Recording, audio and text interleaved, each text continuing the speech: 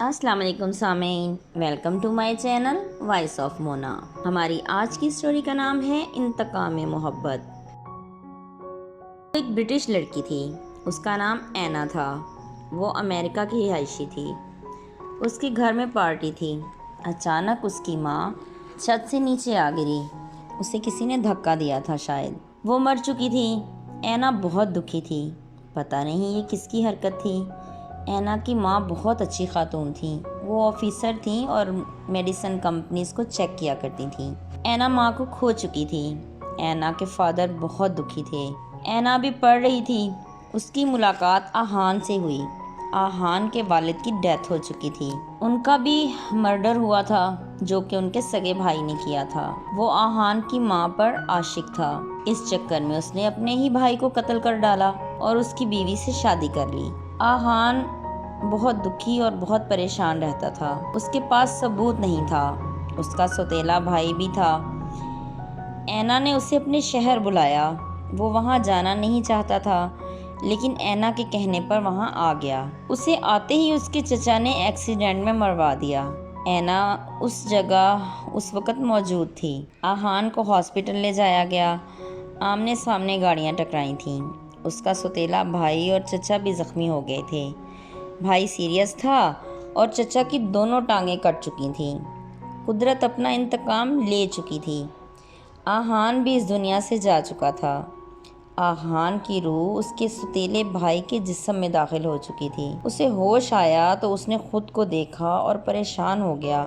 اینا رو رہی تھی اس کی باڈی کے پاس اور وہ دیکھ رہا تھا۔ اس کو روکنا چاہتا تھا، اسے چپ کروانا چاہتا تھا، لیکن ہل ہی نہیں پا رہا تھا۔ پھر آہان کی ماں آ گئی۔ اینا نے انہیں دیکھا، وہ رو رہی تھیں اور اپنے دونوں بچوں کا پوچھ رہی تھیں۔ اینا آہان کی باڈی کے پاس بیٹھی تھی۔ اچانک اس کی نظر اس کی کلائیوں پر پڑی۔ وہ ایسے نشان تھے جیسے آہان کو باندھ کے رکھا گیا ہو۔ پھر اس کے گلے میں رسی کے نشان تھے۔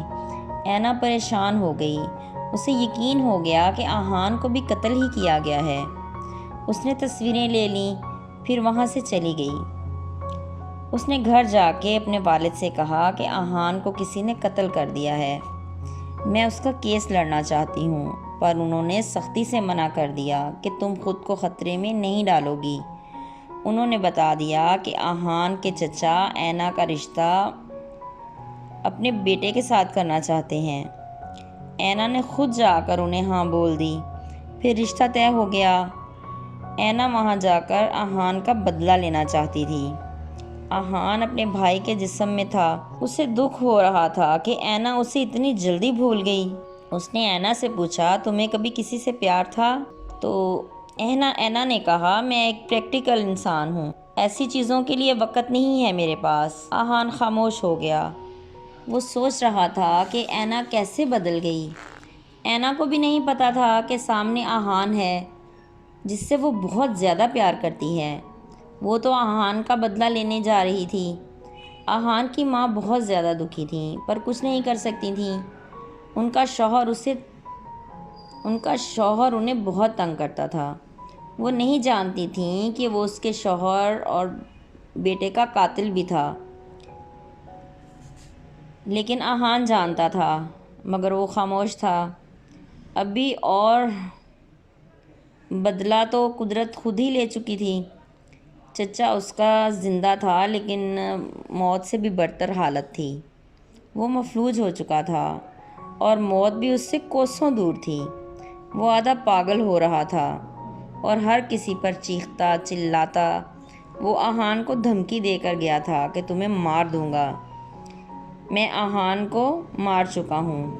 وہ نہیں جانتا تھا کہ آہان کی روح اس کے دوسرے بیٹے میں ہے۔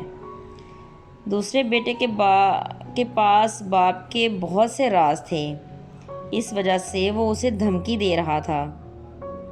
آہان کو پتہ چل گیا تھا کہ اس کا چچا ایک گھٹیا انسان ہے اور اس کی ماں کو خبر نہیں ہے کہ وہ کیسا انسان ہے، اس کے پہلے شوہر اور بیٹوں کا قاتل۔